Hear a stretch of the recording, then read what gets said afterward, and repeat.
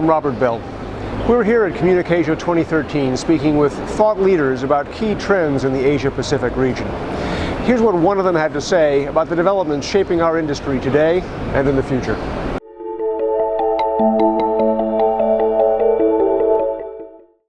As you know, ViaSat does a lot of things as a company, but the area that I'm focused mainly on are antenna systems, especially when it comes to the ground systems for our new Ka-band networks and for many of our customers worldwide, as well as the baseband for the new broadband connectivity applications, namely our SurfBeam 2 product line.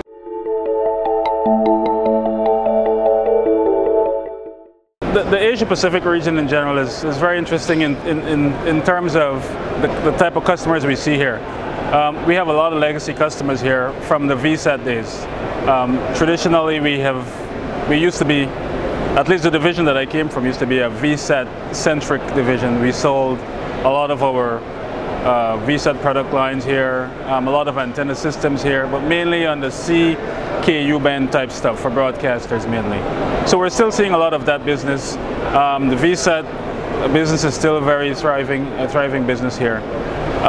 But what we're looking for as a company is more and more towards the emerging Ka-band type platforms, Ka-band type applications, where we feel as though we bring a lot of advantages.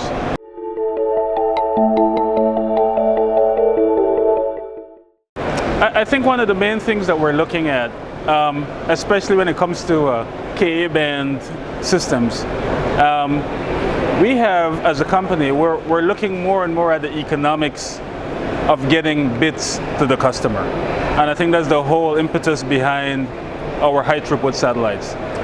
Granted, Asia is still somewhat behind other regions of the world when it comes to high throughput satellites. But we see enough interest here where I think 2 or 3 years down the road, you'll see a lot more, if not Ka-band programs announced, but you'll see a lot more in the process. Because we feel as, regardless of what the demographics may be, if you can make the bits cheap enough, people will buy. And it would make it more affordable for people who cannot afford it today.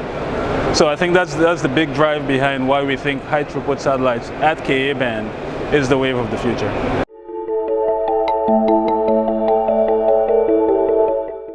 If, again, looking at what ViaSat has been doing, what we've been looking at in the last few years, and we're talking about commercial specifically, because there are many things we're doing on the government side. But on the commercial side, I would say we're definitely looking at national broadband plans. Many countries now are looking at broadband connectivity because they see it as a way of increase in GDP growth, year over year. So we're looking for opportunities where we can sell or partner with folks to provide satellite technologies as well as ground segment or ground system technologies to foster the kind of, like I said before, the economics that it brings, that high throughput satellites bring to any region. We're looking for all those type of opportunities. And we're starting to see enough interest here in this region, and I expect to see a lot more in the future.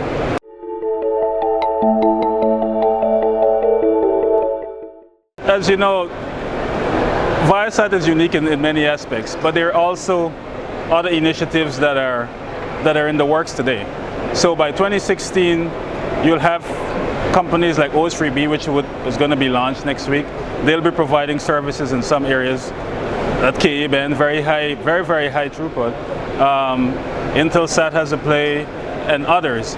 So I think the region at that point would have had an opportunity to see how effective Ka-band can or cannot be. Because as you know, in this region, one of the main concerns is rain fade. How does rain fade affect Ka-band? So once that's proved to be a viable option, I expect to see a lot more people talking about those kinds of systems. And as you know, ViaSat is ready, willing, and able to participate in those kinds of discussions. Andre, thank you. That was a great close.